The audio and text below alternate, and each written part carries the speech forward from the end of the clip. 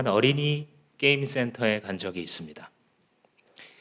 이 센터의 컨셉은 아이들이 한나절 내내 먹고 마시고 재미있게 게임을 하면서 시간을 보내고 엄마 아빠는 옆에서 그 모습을 구경할 수 있도록 한 그런 개념입니다. 들어가면 한쪽에 거의 메뉴가 피자만, 또 다른 것들도 있지만 피자를 중심으로 먹게 돼 있는 이 카페테리아 같은 공간이 있고, 그 공간보다 한 5배나 10배쯤 될 아주 큰 수십 가지 종류의 게임이 있는 게임 장소가 이렇게 서로 연결이 되어 있습니다. 아이들은 자동차 게임을 하기도 하고 미니 농구를 하기도 하고 타겟을 던져서 넘어뜨리기도 하고, 그리고 다트 게임을 하기도 하면서 거기서 정신없이 시간을 보냅니다. 아이들의 흥미를 더 돋구는 요소가 한 가지 있는데, 그것은 티켓 시스템입니다. 들어갔을 때 입장료와 함께 돈을 내면 티켓을 좀 받을 수 있는데, 여러분들 왜 티켓이 수백 장이 이렇게 말려 있는 이런 거 보신 적 있습니까? 그래서 쭈르륵 풀면 수십 장씩 풀어서 끊어서 사용할 수 있고 하나씩 뗄 수 있는 그런 시스템입니다.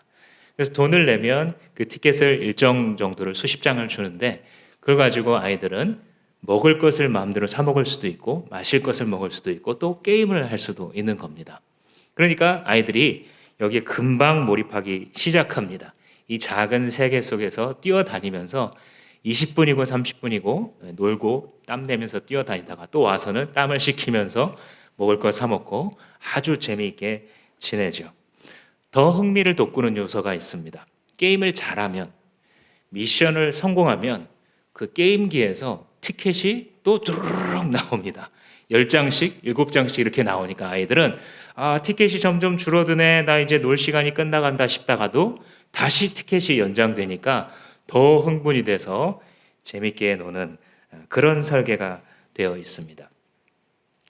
그런데 시간이 지나고 나면 어떤 아이나 할 것 없이 티켓이 점점 줄어들고 적게 남게 됩니다. 그렇게 설계되어 있기 때문에 그렇게 되는 것인데도 아이들은 왠지 줄어가는 이 티켓을 보면서 서글퍼하고 실망하기도 합니다. 결국 티켓은 다 떨어지고 이제 떠날 시간이 된 것이죠. 그런데 가끔가다 어떤 아이들은 떠나기 싫다고 거기서 때를 쓰면서 실망감을 막 표출하는 아이들도 있기도 하죠. 이것이 인생의 모습이기도 합니다. 시간이라는 티켓, 돈이라는 티켓, 건강이라는 티켓, 행복이라는 티켓, 이 티켓을 많이 모으면 한바구음을 지으면서 막 살다가도 이게 웬일로 떨어져 나가고 빼앗기거나 줄어드는 모습을 보면 그렇게 속이 상하고 패망해 가는 것 같은 그런 느낌. 그러다 어느덧 시간이 지나면 어느덧 티켓은 몇 장 남지 않고 결국은 누구도 예외 없이 퇴장해야 되는. 그런데 그 중에 어떤 이는 티켓이 사라진다는 사실에 너무 한숨을 쉬면서 일생의 나날들을 한숨과 절망으로 채우는 이도 있는가 하면, 또 어떤 이는 결국 떠나야 한다는 것이 너무 서러워서 발버둥을 치기도 하는, 그것이 우리 인생의 모습인 것 같습니다. 주님께서는 하늘에 신분을 두고 있는 그리스도인들이 이 땅의 거주자로 살아갈 때에 주어진 눈에 보이는 티켓과 같은 이 요소들을 어떻게 바라보면서 살아야 할지, 그리고 나의 땅에 살아간다는 현실과 하늘에 속했다는 시민권을 어떻게 조화시키면서 사는 것이 그리스도인의 능력인지에 대해 오늘 본문에서 잘 가르쳐주고 계십니다. 그것은 한마디로, 얘들아, 세상을 등지지 말고 하나님 나라를 살아가렴, 이렇게 말씀해 주시는 것으로 요약할 수 있습니다. 우리가 지난주에 대제사장을 중심으로 한 이 성전 세력, 그 공고한 카르텔에 대해서 이야기를 했었죠. 그들이 찾아와 가지고 당신 예수 누구 권한으로 지금 이런 일을 하고 있습니까? 라고 물으면서 예수님을 넘어뜨리려고 했던, 그 장면 속에서 예루살렘에 입성하신 예수님이 파란만장한 일주일을 보내고 계신 그 연장선이 오늘의 본문의 배경입니다. 호산나 주의 이름으로 오시는 이여 하면서 예루살렘에 입성하시는 예수님을 막 환호했지만 결국 그 환호를 받았던 예수님은 그를 환호했던 그 사람들, 그 무리들에 의해서 일주일이 가기도 전에 십자가를 지시게 되는 것이죠. 그 기간 동안 예수님께서는 매일같이 성전에 나가서 가르치셨다, 이렇게 기록하고 있고, 그럴 때마다 성전 세력은 부글부글하고 예수님을 잡고 싶어하고 죽이고 싶어했다, 성경은 기록합니다. 그러다가 오늘 우리가 20장 19절부터 읽었는데 그 바로 앞에 20장 앞부분에서 예수님이 한 가지 비유를 하세요. 성전에서 가르치시면서 포도원 농부에 대한 비유를 하시는데, 얘들아, 어떤 사람이 포도원을 지어놓고 먼 나라로, 먼 땅으로 잠시 떠나면서 소작농들에게 이 포도밭을 맡겼어. 이렇게 이야기를 시작하세요. 우리나라에도 조선시대에 있었던, 지금도 농촌에 있는 제도죠. 소작농 제도. 그러니까 이 소작농들은 땅을 소유할 만큼의 돈은 없는데 대신에 땅은 있고 노동을 하기 싫거나 하지 않아도 되는 주인이 이 밭을 맡기는 거죠. 밭이나 논을 맡기죠. 그럼 소작농이 들어와 가지고 그거를 1년 동안 열심히 농사하고 나서 그리고 일부를 주인에게 이 소작료로 바치고 나머지는 자기가 먹고 살아가는 이런 서로 좋은 시스템이 바로 이 소작농 시스템이죠. 그래서 포도원 이 농부들이 1년을 농사를 지낸 다음에 떠나 있었던 그 주인이 이제 때가 됐네, 소작료를 받아야겠다라고 하면서 이 종들을, 주인의 종을 이 포도원 농부들에게 보냅니다. 그런데 웬걸, 이 농부들이 마땅한 소작료를 주어서 보내기는커녕 하나도 안 주고 이 종을 때려서 쫓아보냅니다. 주인은 이상했지만 설마 하고 다시 두 번째 종을 보냈는데 똑같이 농부들이 때리고 아무것도 안 줘서 내쫓습니다. 주인은 세 번째까지 해보고서야 안 되겠구나라는 생각을 하고 마지막에 이런 결심을 합니다. 그래도 내 아들을 직접 보내면 이들이 내 아들은 존중하겠지 하고 아들을 포도원 농부들에게 보냈는데, 이 포도원 농부들이 멀리서 오는 아들을 보면서 뭐라고 생각하냐면, 저가 상속자이니 저를 죽이면 이 포도원은 우리의 차지가 되리라 했다는 비유를 예수님께서 딱 말씀하세요. 이 속에서 얼마나 하나님께서 모든 밭, 모든 땅, 모든 세계의 주인이신 주님께서 자기의 종 선지자들을 통해서 하나님께 마땅한 경배를 올려드리도록 그런 삶을 회복하도록 메신저들을 보내실 때마다 사람들이 얼마나 그를 싫어하고 핍박하고 듣기 싫어했는지, 이스라엘 백성들이 얼마나 선지자들을 계속해서 돌로 쳐 죽였는지에 대해서 예수님이 비유해서 말씀하고 계신 것이죠. 근데 이게 사실 이스라엘 백성들이만이 아니라 하나님을 에덴 동산에서 떠나간 이래로 모든 인류가 사실 이렇게 살아가고 있는 거예요. 그런데 이 예화에 이상한 게 한 가지 점이 있어요. 그거는 농부들의 이 뇌 구조가 참 일상적이지 않아요. 어떠세요? 여러분 들어보시기에. 저 아들이 상속자니까 저 아들을 죽이면 이 포도원이 우리 차지가 된다? 여러분, 이게 정상적인 사람이 할 수 있는 생각입니까? 말도 안 되는 거예요. 논리도 안 되고요. 그럴 리도 없어요. 주인이 어떻게 가만 놔둡니까? 그렇게 힘센 주인이 와서 다 그냥 응징을 해버리겠죠. 근데 왜 그런다는 거예요, 사람들은? 사람이 한번 탐욕에 빠지면 그렇게까지 멍청한 생각을 하면서 살 수 있다는 거예요. 오늘 여러분들과 사단의 영적 공격의 몇 가지에 대해서도 계속해서 좀 언급을 할 텐데요. 이게 첫 번째 우리에 대한 영적 공격의 방법입니다. 자, 한번 따라해 보실까요? 헛된 것에 헌신케 한다. 헛된 것에 헌신하게 만드는 이게 사단이 쓰는 영적 공격의 아주 주요한 전략이에요. 나빠 보이지 않아요. 그러나 그 헛된 것을 물고 계속해서 마치 뜨거운 감자를 던졌을 때 개가 물고 자기 이빨이 빠져나가는지도 알지 못한 채로 계속해서 그 뜨거운 걸 물고 놓지 않는 개처럼 헛된 고 자기의 생명과 인생을 향하여 하등 장기적인 도움을 줄 수 없는 것들을 향하여 매여 있을 때에 이렇게 눈이 먼 어리석은 행동을 할 수 있다라는 것이죠.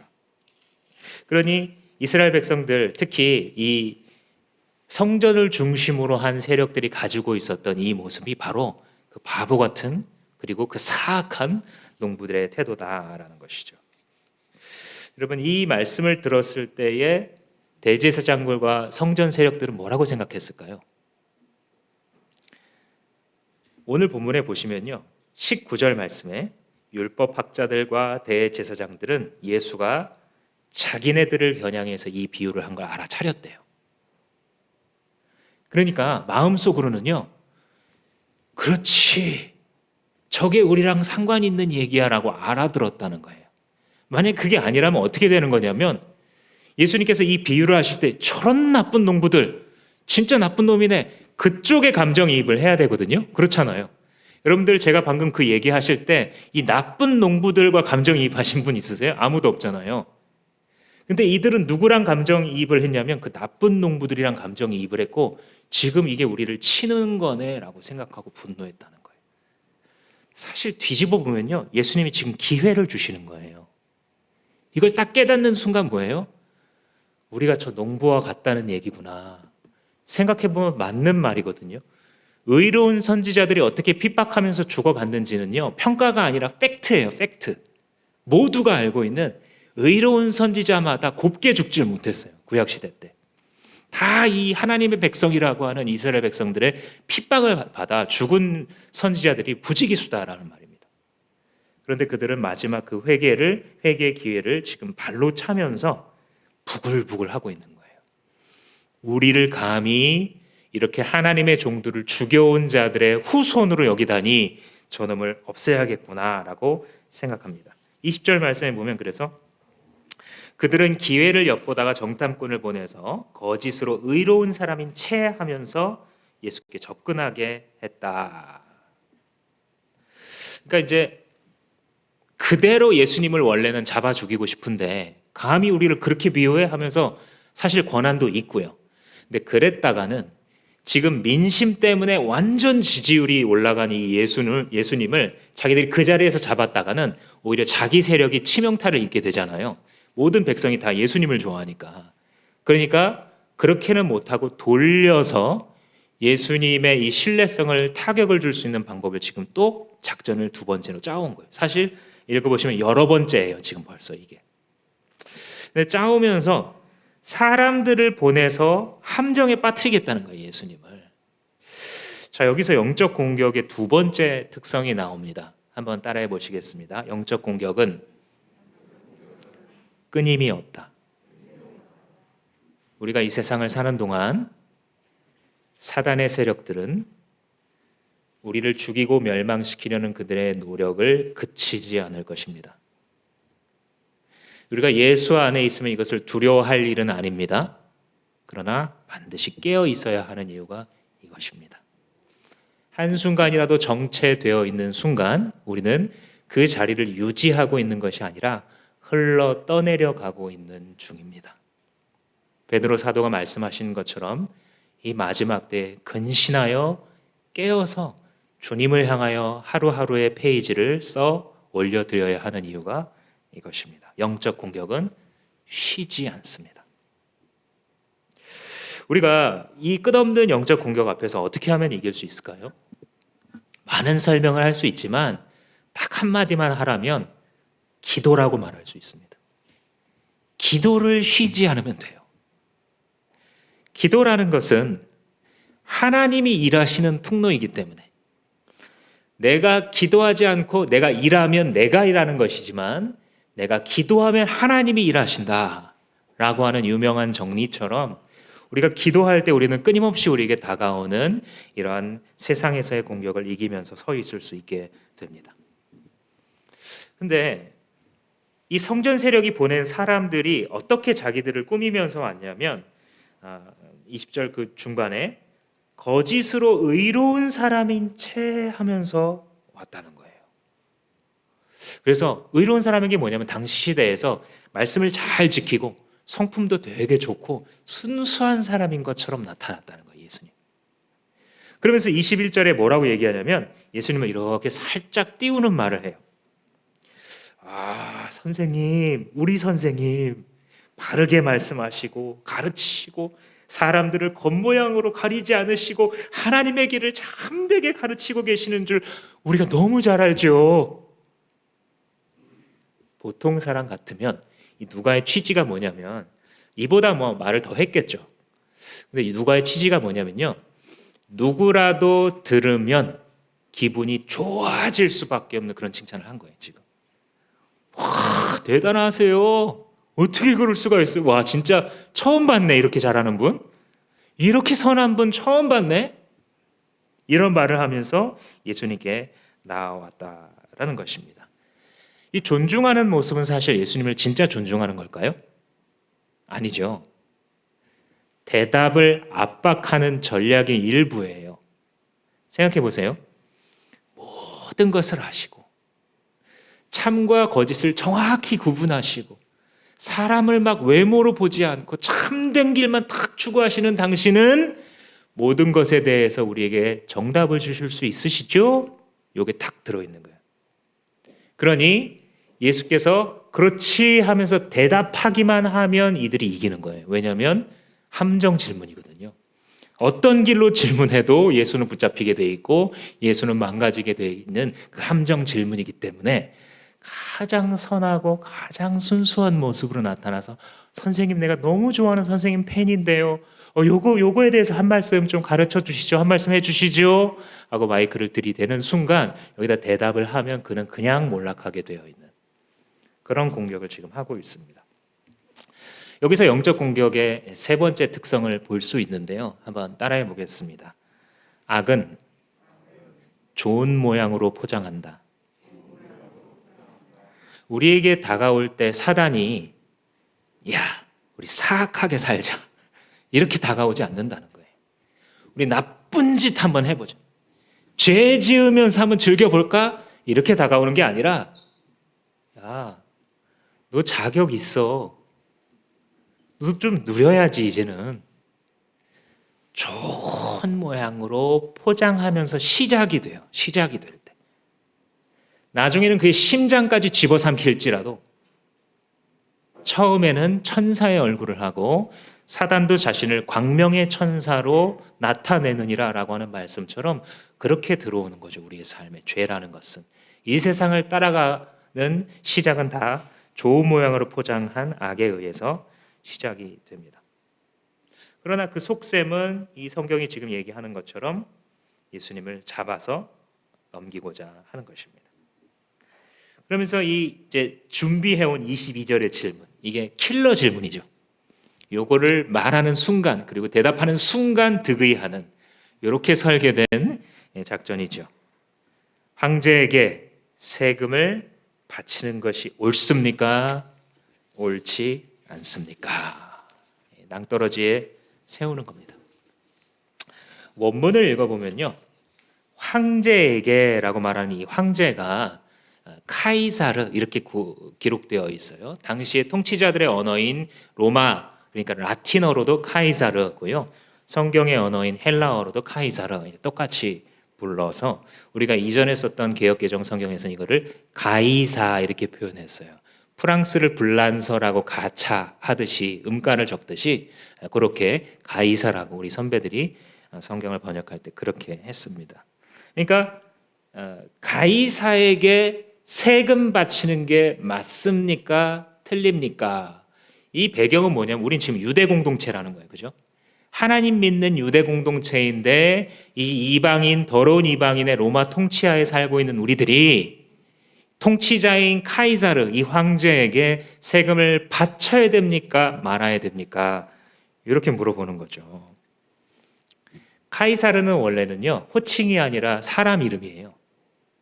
율리우스 카이사르라고 하는 공화정의 끝물에 섰던 유명한 인물입니다.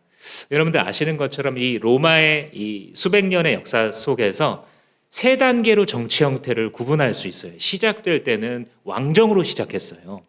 여러분들 이제 그 역사 교과서에서 학교에서 배울 때 로물루스 형제가 뭐 이 송아지 밑에서 젖을 먹으면서 그게 왕정 얘기를 하는 거예요. 그게 이제 지나간 다음에는 뭐가 도입이 되냐면 다수가 함께 통치하는 공화정이 이루어져요. 그래서 그거를 이제 라틴식으로 영어식으로 표현하자면 리퍼블릭 이렇게 부르는 겁니다. 우리나라의 대한민국의 그 국제적인 공식 명칭이 리퍼블릭 오브 코리아잖아요. 리퍼블릭 공화국이라는 건 뭐냐면 한 사람이 다스리는 나라가 아니라 다수가 통치한다라는 뜻이에요. 그리고 이게 근대로 넘어오게 되면 시민들이 그 권력을 부여한 사람들이 다수가 권력을 나누어 갖고서 다스린다. 그게 공화국의 정의죠. 그래서 이 율리우스 카이사르는 공화국에서 정치를 하고 있었는데 점점 힘을 자기에게 집중시켰던 그런 통치자예요.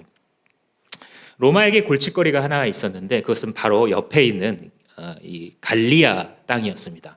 오늘날의 프랑스 지방이죠. 아주 이 거센 경쟁자였는데 이 율리우스 카이사르가 가서 드디어 그것을 승리로 이끌고 돌아오고 그 여세를 몰아서 자기와 함께 이 권력 투쟁을 하고 있었던 정적들을 제거하고 1인 통치 하에 이 로마를 두게 됩니다. 그러면서 스스로를 독재관이다라고 부르면서 황제 통치를 할 준비를 시작하죠. 그런데 그러다가 아니다, 왕정으로 넘어가면 절대 안 된다라고 하는 사람들이 당연히 더 다수였죠, 로마에는. 그러니까 공화파들, 공화주의로 계속 가야 된다라고 하는 사람들이 와서 이 율리우스 카이사르를 암살하게 됩니다. 그래서 여러분들도 아마 한 번쯤 들어보셨을 브루투스 너마저도 하면서 죽어갔던 윌리엄 셰익스피어의 한 희곡의 장면처럼 이 율리우스 카이사르는 황제를 꿈꿨으나 결국은 쉽게 죽어버린 그런 존재가 되었어요. 근데 그가 죽기 전에 이런 일이 있을 줄 모르고 유언장 속에 후계자로 지목한 사람이 있었는데 그것은 바로 자기 누나의 외손주벌인 옥타비아누스입니다. 나중에 이름으로는 아우구스투스라는 사람이에요. 성경에도 이 사람이 아구스도라고 써져 있어요. 그래서 기원전 63년부터 기원 후 14년까지 통치했기 때문에 예수님이 태어났을 때 다스리고 있었던 개역 성경의 음가에 의해서 아구수도 가이사 이렇게 이제 표현을 하는데 이 사람이 바로 이 두 번째로 왔던 아우구스투스입니다. 이 사람이 19살의 청년이었거든요. 자기의 양아버지가 돌아가실 때 19살의 청년이니까 유언장에 있는 대로 정통성은 자기한테 있는데 나이가 훨씬 많은 안토니우스가 나라의 모든 실권과 재정권을 다 쥐고 있던 시대였어요. 근데 이 젊은이가 당돌하게도 외국에 나가 있다가 아버지가 서거하셨다는 소식을 듣고 나서 로마로 당당하게 들어옵니다. 그리고 투쟁을 시작해서 결국은 이겨요. 근데 이기는 과정에서 한 작업들 중에 하나가 자기의 양아버지인 이 율리우스 카이사를 신격화시킵니다. 그는 신이었다. 그러면서 자기 이름 뒤에 카이사르라는 명칭을 붙여요. 나는 이 신격화된 신이신 이 왕의 아들이다라고 말하면서 이 아우구스투스 카이사르라고 하는 명칭을 스스로 가지게 됩니다. 그러니까 아버지가 신이니까 자기도 뭐예요? 자기도 신적 존재가 된 거예요. 그래서 요 아우구스투스 통치하에서 이 신약 성경의 배경이 시작이 되고 있는 거고요.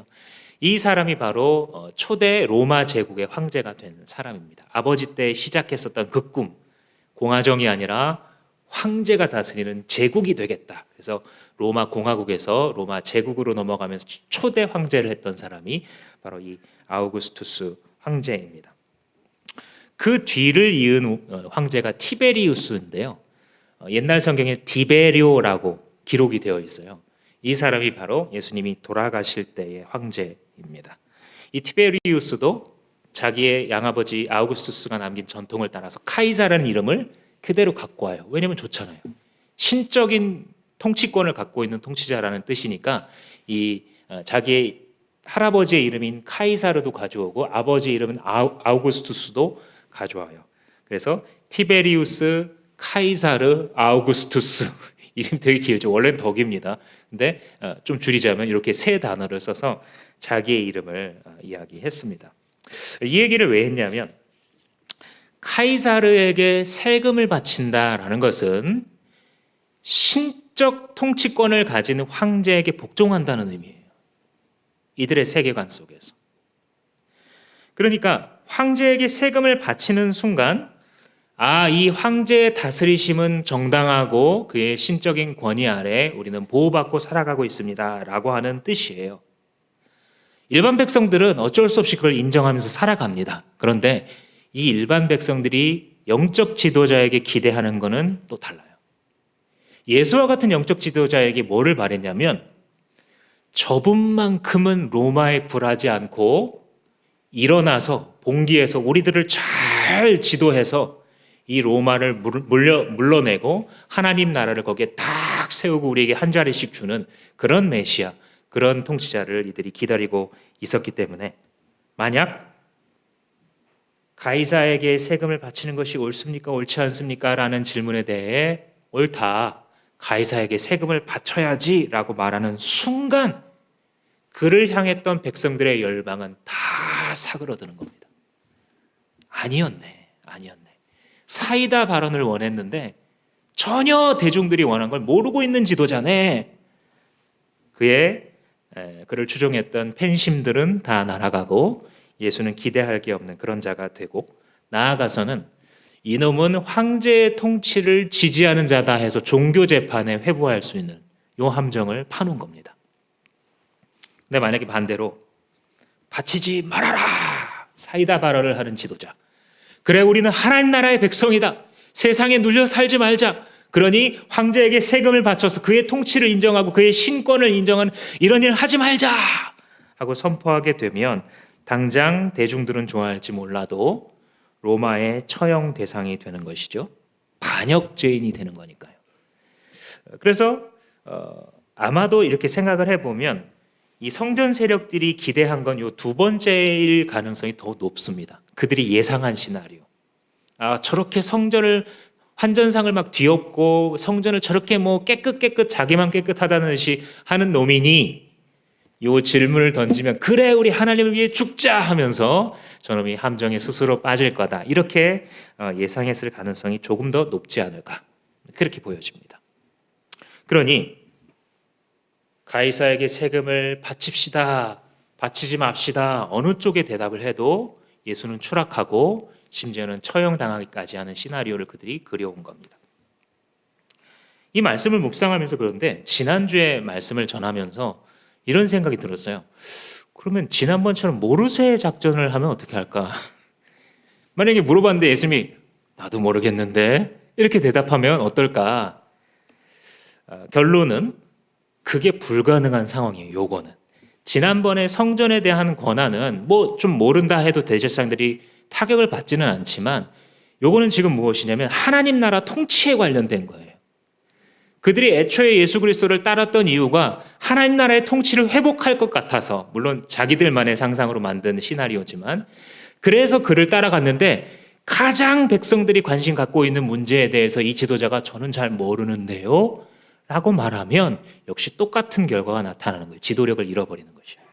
그러니 여기서는 지금 그 세 가지 중에 어떤 것을 선택해도 대답하는 순간 이 작전을 짜고 들어오는 놈들이 이기는 게임이 되어버린 거죠. 이들은 아마 이 수를 생각했을 때 묘수다라고 생각했을 거예요. 우리식으로 하면 신의 한 수를 지금 두는 거예요. 얘네들이 생각했을 때는 어떻게 해도 우리가 이길 것이다. 여러분, 이게 우리가 세상에서 당하는 매일 우리에게 물어오는 질문이기도 하지 않습니까?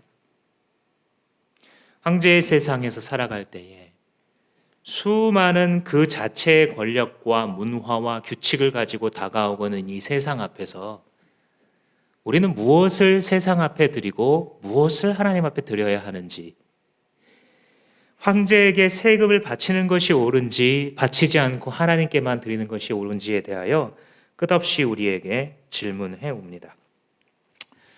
그래서 영적 공격의 네 번째는 한번 따라 하시겠습니다. 사단은 이분법으로 보게 만든다. 월화수목금토의 일상과 주일의 예배를 두 가지로 완전히 나누어서 6일 동안은 가이사에게 바치면서 살아가고 토요일 날은, 주일 날은 하나님께 바치면서 살아가도록, 그리고 그 두 세상은 전혀 연관성을 찾을 수 없는 것인 것처럼 가르게 만드는 질문. 택하라는 거예요. 둘 중에 하나라는 거예요. 너 하나님 성경과저 별거 없잖아. 차라리 황제 얘기를 택해. 세상 규칙에 잘 순응해. 그럼 올라가기라도 하지. 노후라도 보장되지. 성공이라도 할 수 있지. 그러니까 기도 적당히 하고 너도 똑같이 살아. 황제에게 바치면서 살라는 거예요. 아니면 야, 너 더러운 세상, 너 그런 거라는 거 다 그냥 집어치우고 너 어차피 목사님, 선교사님 안 될 건 별 의미 없어. 속세를 떠나서 성직에 몸을 바쳐. 이 두 개가 전혀 다른 세상인 것처럼 우리에게 늘 고민거리를 던져주고 그 고민 앞에 섰을 때 우리는 뭐라고 대답을 해도 함정에 빠지는 그런 공격이 바로 마귀의 공격입니다. 그런데 23절에 보시면 예수님은 그들의 속셈을 알아채시고 대답하세요. 이 속셈이라는 게 이제 원어로 보면 교활함이에요. 교활함. 그래서 이전 옛날 성경에는 그들의 간교함을 아시고 예수님 이렇게 말씀하세요. 간교하다라는 말이 어디에 나오냐면 에덴 동산에서 뱀으로 형상화된 사단이 사람들을 하나님을 예배하는 예배자여서 자기 자신을 숭배하는 타락자로 변질시킬 때에 가지고 있었던 그 특징, 간교하다라는 거였거든요. 이 간교함에 대해서 예수님은 꿰뚫어 보고 계세요. 그러니까 우리가 세상 앞에서 서 있을 때 우리는 사실 정신없이 있을 수도 있어요. 그 일상을 살아가는 것이. 그러나 주님은 다 꿰뚫어 보시는 거예요. 뭐를요? 세상의 악함을, 우리의 무력함을, 무엇을 선택해도 자괴감에 빠지는 그 함정 앞에 우리가 서 있다는 사실을. 그래서 우리가 우리를 아시는 그 주님을 따라가게 되면 승리할 것이고 그 주님을 놓치게 되면 실패하면서 살아갈 수밖에 없는 것이죠. 아무리 이 황제의 세력들, 이 성전의 세력들이 묘수를 가지고 나와서도 예수님이 당합니까? 안 당합니까? 안 당해요. 예수님이 십자가에 돌아가셔도요, 그는 자기 스스로 자기를 내어주는 거예요. 당하는 게 아니라. 오늘은 예수님의 선택은 오늘은 안 당하길 선택하는 거예요. 그래서 지금 반문으로서 이 코인을 딱 들고 설명하면서 그냥 물리치시잖아요. 그러니까 예수님은 원하시면은 자기를 안 내줄 수도 있고 또 원하시면은 자기를 내줄 수도 있는, 이 말은 그 예수님을 붙잡고 따라가고 있는 성도들을 예수님께서 내어주시려면 내어주실 수도 있지만 끝까지 보호하시려면 보호할 수 있는 권한이 있다 없다? 있다. 그래서 우리는 매일 예수를 의지하는 것이 지혜이다. 언제요? 주일날? 아니요. 일상에서. 아주 지극히 세속적인 그 일상의 현장 한가운데서 예수를 붙드는 것이 가장 높은 지혜인 이유가 이것이에요. 간교함과 이 세상의 악함과 사람의 중심을 꿰뚫어 보시는 주 예수의 지혜이기 때문에. 그래서 우리는 어떤 게 제일 멍청한 거냐면 예수님을 속이려고 하는 거예요. 이게 제일 바보짓이에요. 빨리 그만둬야 돼요. 뭐 이렇게 은근슬쩍 하면서 예수님을 조종하려고 해보지만 우리가 어떻게 그렇게 됩니까? 예수님이 사랑하는 척도 해보고 또 뭐 원하는 거 한없이 막 탐욕도 해보고 안 당해요. 예수님은. 그 간교함과 속셈을 주님은 다 꿰뚫어 보세요. 그러니까 제일 똑똑한 방법이 뭐냐면 그냥 그 앞에 정직한 거예요. 예수님 앞에. 예수님, 내 앞에 이렇게 많은 탐욕이 있습니다. 어찌 해야 될까요? 주님이 좀 길을 보여주십시오. 이게 지혜로운 거예요. 주님, 제가 이런 헌금을 했지요. 제가 이런 헌신을 했지요. 제가 이렇게 사람들을 도와줬지요. 그러니까 이것도 잘 되게 해주세요. 당하지 않으신다. 우리 가장 마음의 중심에 뭐가 있는지 이미 꿰뚫어 보고 계신 주님 앞에 정직이 최상의 방책이다. 그래서 예수님께서는 이제 이 유명한 대답을 하시는 거예요. 그들이 생각했을 때는 킬러 질문이었는데 예수님은 더 수준 높은 차원의 응대를 하시죠. 24절에 데나리온 한 입을 나에게 보여다오라고 데나리온을 요구합니다. 지난번에 나눈 것처럼 이 로마의 동전은 데나리온이에요. 이 데나리온이 노동자 하루 품삯이니까 뭐 한 10만 원, 한 15만 원 오늘날의 돈으로 그 정도가 되는데 그거 하나를 지금 요구하십니다. 그러니까 매일 일상 속에서 접하는 어떤 무엇이죠? 이 데나리온이라는 것은. 그러면서 이 동전을 딱 보여주면서 야, 이 얼굴과 글자가 누구의 것이냐 물어보세요. 우리 그림으로도 한번 보겠습니다. 여러분들이 한 번은 좀 보시는 게 좋겠다라는 판단이 들어서 이 왼쪽에 보시는 것이 이 황제의 얼굴이에요. 그리고 밑에 글씨가 아래에서부터 반시계 방향으로 TI 이렇게 시작되는 게 보이십니까? 그게 바로 티베리우스의 약자예요. 그래서 티베리우스의 약자를 저렇게 쓰고 티베리우스 카이사르 디비 아우구스투스 필리우스 아우구스투스 이렇게 긴 글자가 들어가 있는데 이제 약자가 막 써져 있는 거예요. 티베리우스처럼. 그래서 이제 그렇게 긴 문장을 표현하고 있는데 그래서 해석하면 뭐가 되냐면 티베리우스 카이사르 아우구스투스 이 말은 티베리우스인데 신적인 황제다 이 얘기라 그랬죠. 그럼 그 뒤에 또 뭐라고 붙이냐면 신성하신 아우구스투스의 아들 이렇게 돼 있어요. 확실히 하는 거예요. 이미 신격화된 그분의 아들이다 내가. 그래서 돈에도 이걸 딱 새겼어요. 미국 돈 보면 In God we trust 이렇게 딱 써 있잖아요. 그런 것처럼 저기는 황제가 자기들의 믿음의 대상인 겁니다.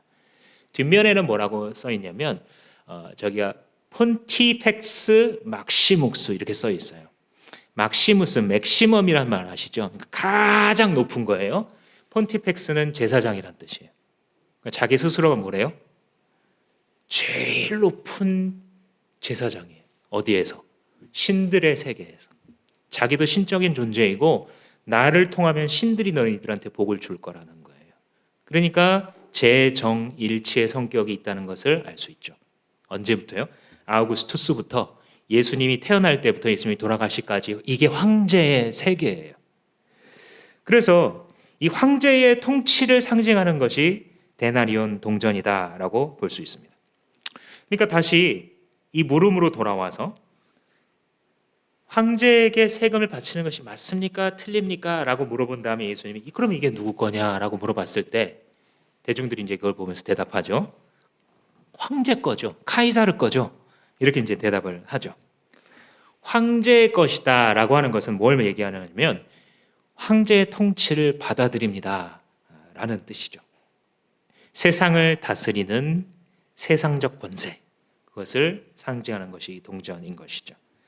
여러분들과 일전에 한번 나눴습니다만은 그래서 당시의 사람들은 서로 다닐 때 항상 이 카이사르의 주권을 인정하면서 다니도록 요구받았어요. 심지어는 인사할 때 당신의 퀴리우스가 누굽니까? 당신의 주인이 누구십니까? 라고 물어보면 저쪽에서 나의 퀴리우스, 나의 주님은 카이사르이십니다 하고 답변할 것이 예상되는, 그리고 이러한 인사법이 군인이나 공무원에게는 의무가 되어 있는. 근데 그리스도인들은 문제가 되죠. 이게 당신의 주는 누구십니까? 라고 물어보면 카이사르이십니다 라고 대답을 해야 되는데 대답을 못하는 거예요. 혹은 어떤 사람 심지어 나의 퀴리오스는 예수이십니다 라고 대답을 하니까 문제가 되는 거죠. 공직사회에 들어갈 수 없고 들어갔어도 퇴출당하겠죠. 정상적인 생활을 할 수 없는 것이 예수는 주이십니다 라는 고백이었어요. 초대교회부터. 그래서 초대교회는 힘이 있었던 거예요. 예수를 받아들이는 순간 하나님 나라와 자기의 생명의 관계가 무엇을 택할지에 대해서 그들은 모두 분명했던 거예요. 황제의 땅을 딛고 살아가고 있지만 이제 나의 시민권을 바꿨구나. 예수의 피값으로 값을 지불하고 나의 시민이 지금 로마에서 이스라엘에서 하나님 나라로 바뀌었구나라는 것을 받아들이는 사람들이 그리스도의 것이라는 의미의 크리스찬이었던 거예요. 그런데 주님이 뭐라고 대답하세요? 황제? 그거 아무것도 아니니까 바치지 말아라. 이럴 것 같은데 주님은 그렇게 말씀하지 않으세요. 야, 황제 무시하고 살아. 이 세상의 것들 무시하고 살아. 돈 버는 직장 그런 거 무시하고 살아. 이렇게 말씀하실 것만 같거든요. 근데 그렇게 대답 안 하세요. 가이사의 것은 가이사에게, 하나님의 것은 하나님에게 돌려라. 이렇게 대답을 하세요. 가이사의 것은 가이사에게. 너희들이 딛고 살아가는 이 황제의 세상에서 너희들에게 일상에 주어져 있는 의무를 다하는 것이 나의 뜻이다라는 거예요. 마귀의 네 번째 영적 공격이 이분법이라 그랬잖아요. 내가 직장에서 이 일을 하면서 스트레스를 받고 막 인간 같지도 않은 사람들 만나가면서 때로는 막 사람 대접도 안 해주는 것 같은 그런 구조 속에서 살아가고 있는 것이 무슨 의미가 있느냐? 예수님이 거기에 의미가 있다고 하셨으니까. 황제의 세상에 발을 딛고 살아가면서 볼 꼴, 못 볼 꼴 다 겪으면서도 나의 주인은 그리스도이십니다라고 하는 삶을 영위해 가기 위하여 땅에 딛고 그 세상의 규칙을 무시하는 것이 아니라 묵묵히 받아들여 자기에게 주어진 의무를 성실하게 다하고 있을 때에 그것이 예수의 뜻이라는 것입니다. 가이사의 것은 가이사에게 바치라. 세속을 떠나라라고 말씀하시는 것이 아니라 너의 등불을 켜서 장롱 안에 넣어놓으라는 것이 아니라 아주 안전하고 세이프한 환경에 너를 두라는 것이 아니라 그 황제의 세상을 떠나지 말고 불을 밝히라는 겁니다. 아무것도 의미 없어 보이는 그 일터 환경에서, 그 육아 환경에서, 그 동네에서 너의 등불을 들라는 겁니다. 버티고 서 있어서 주님께서 날 다스리시니 라고 살아가는 그리스도인의 얼굴을 보여주라. 그게 바로 하나님 나라를 일터에서 살아가는 방법임을 우리에게 일깨워 주시고 계신 것입니다. 여러분, 그래서 이걸 좀 우리말로 쉽게 말해보자면 일상에서 멋있게 사세요. 그리스도인들은 그래야 돼요. 여러분들의 일터에서 나의 가장 많은 시간과 에너지를 쓰는 곳 있잖아요. 그 일상에서 멋있게 사세요. 그리스도인이니까 그럴 자격이 있어요. 그리고 그럴 능력을 주님이 주세요. 그걸 믿고 가면 주님이 하늘을 여시고 지혜와 용기를 주십니다.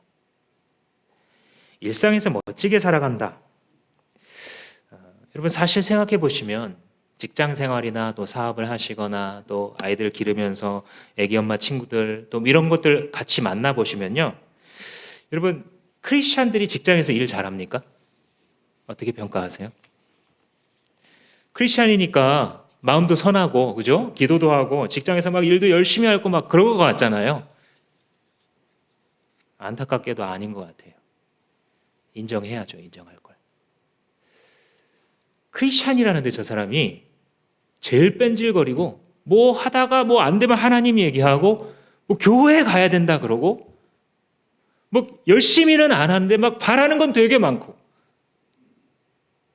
그래서 세상의 많은 평가가, 저도 직장이나 이런 데 이제 불려가서 이야기도 하고 말씀 전하고 하면 항상 나오는 평가, 크리스찬들은 도대체 왜 그러냐는 거예요. 이것은 주님의 잘못이 아니라 가이사의 것을 가이사에게 드리라는 주님의 진리를 우리가 믿지 못해서예요.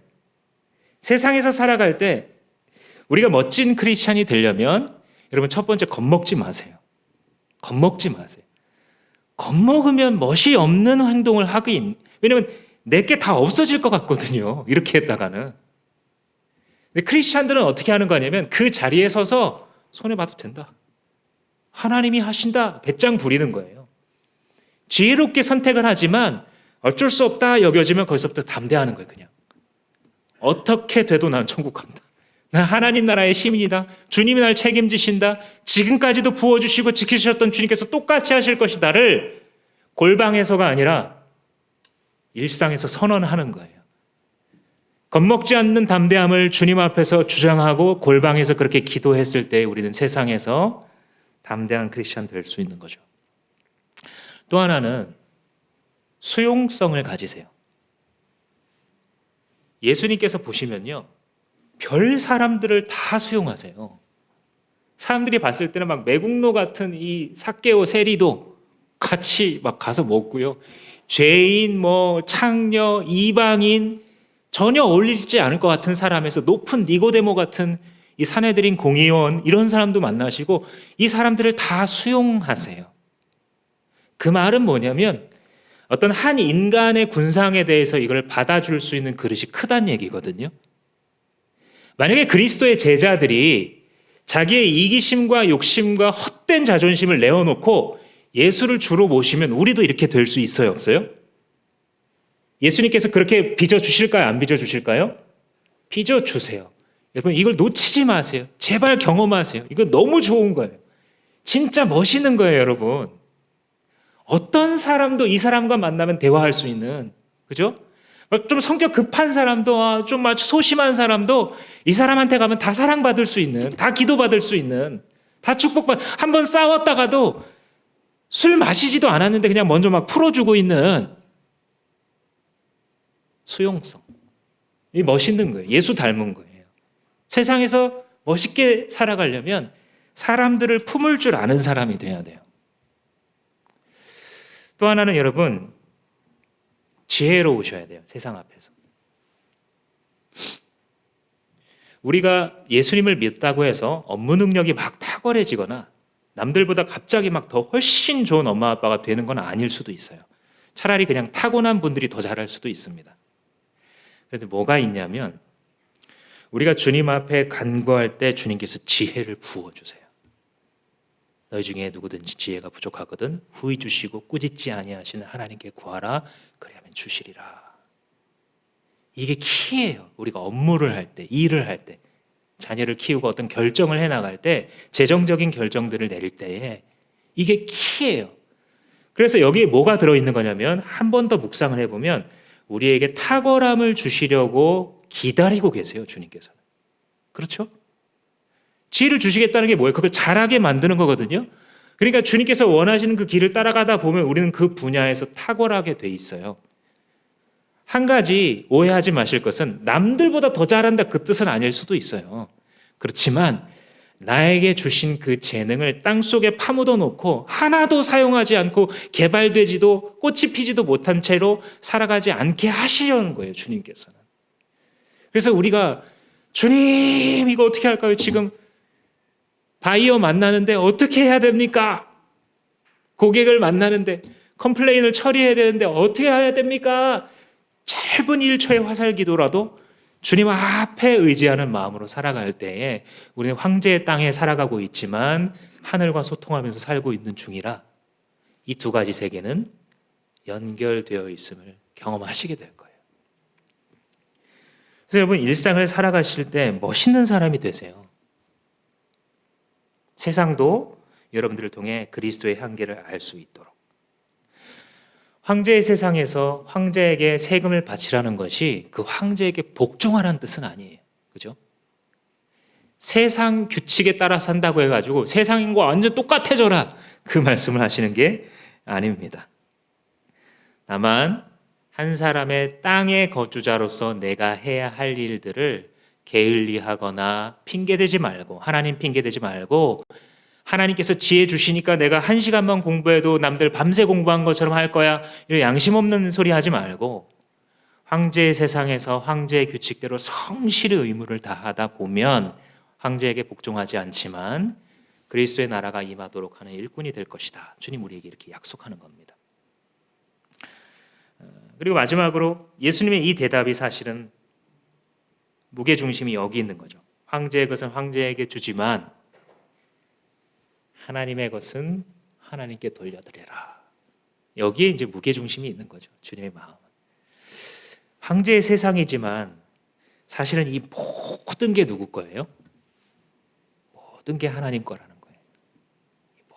모든 게 하나님 것이니 너는 그 앞에 기쁨으로 복종하는 백성이 되어라 라고 말씀하고 계신 겁니다. 여러분 하나님의 백성들은요 죽어도 괜찮은 사람들이거든요. 세상에서 제일 나쁜 일이 죽는 건데 하나님의 사람들은 죽어도 괜찮아요. 두려워하지 마십시오. 죽어도 하나님 나라가 나한테 완성되는데 그 순간부터 뭘 두려워하겠습니까? 우리가 하나님 나라의 시민권자로서 살아가는 동안은 이 땅에서 거주하고 있지만 이 세상에 속하지도 복속되지도 않은 존재로 하늘을 이미 살아가고 있는 것입니다. 우리는 주님의 백성이고 주님의 다스림 아래 살아가는 사람들입니다. 우리는 목적을 가진 사람들이고 우리의 왕께서 이루시려는 그 어떤 누구도 감히 비교할 수 없는 그 멋있는 나라, 그 하나님 나라, 그것을 만들어가고 있는 영광스러운 일꾼들입니다. 여러분, 우리가 하고자 하는 일들, 하나님의 소원, 다시 얘기해 볼까요? 기억하시죠? 하나님의 소원 두 가지 뭐예요? 세상을 구원하고 주의 교회를 세우는 것, 예수님의 몸인 것을 여지없이 보여주는 주의 공동체를 세우는 것, 이 두 가지가 하나님의 소원이잖아요. 그러니까 우리가 이 황제의 세상을 견디면서 살아가는 목적은, 그 가치는, 그 궁극적인 열매는 거기 있는 거예요. 이렇게 돈 벌고 아기 키우고 결혼하고 뭐 어쩌고 저쩌고 해서 결국 영혼을 구원했다면, 그죠? 결국 그래서 공동체를 내가 세웠다면, 목장을 세우는 일에 공헌했다면 잘 산 거예요. 가이사의 것은 가이사에게, 하나님의 것은 하나님에게 바치라는 예수 그리스도의 통합된 세계관 아래 잘 살고 있는 거예요. 근데 그 중에서도 특히 여러분, 목동이 되기를 사모하세요. 목회자나 목자, 목녀님만이 아니고요. 아직 그게 아니신 분들도 당신이 거듭난 주님의 사람이라면 하나님의 소원 알잖아요. 그죠? 영혼을 구원하고 주의 교회를 세우는 거예요. 주님께서 언젠가 나를 부르시면 주님 나도 그렇게 될 만한 사람으로 주님 날 만들어 달라고 여러분 사모하면서 기도하세요. 하나님이 나한테 한 사람이라도 붙여주시면 하나님 나 그 사람 붙잡고 목장 모임 하겠습니다라는 마음. 여기 목자 목녀님들이 잘 섬기시니까 나는 서포트해야 되지가 아니라 주님 나도 목동으로 부르셨으니 주님 뜻대로 하시고 주님 때에 주님의 마음대로 하십시오라고 하는 이 마음이 있을 때에 모든 세계가 연결되는 것을 여러분 경험하시게 될 겁니다. 사랑하는 주와 함께 성도 여러분, 우리는 로마의 황제의 세상에 땅을 딛고 있지만 그곳의 시민은 아닙니다. 그것에 거주하고 있는 자들입니다. 그러나 주께서 함께 하셔서 우리의 눈을 먼저 열어주셨습니다. 하늘을 보면서 땅을 딛고 살아갑시다. 두려워하지도 말고 티켓들이 사라져간다고 해서 너무 억울해하지도 말고 주님께서 나의 퇴장 시간이 다 된 것처럼 육신의 약함을 통해 알려주실 때에도 절망하지 맙시다. 전능하신 주님 앞에 절대로 선하신 아버지의 섭리를 신뢰하는 가운데에 주님 하시고 싶은 일을 나의 인생을 통하여, 나의 가정을 통하여, 우리 교회를 통하여, 우리 목장을 통하여 이루시옵소서라고 말할 때에 주님께서는 네가 나의 가이드라인을 잘 이해했구나 칭찬해 주실 것입니다. 기도하시겠습니다.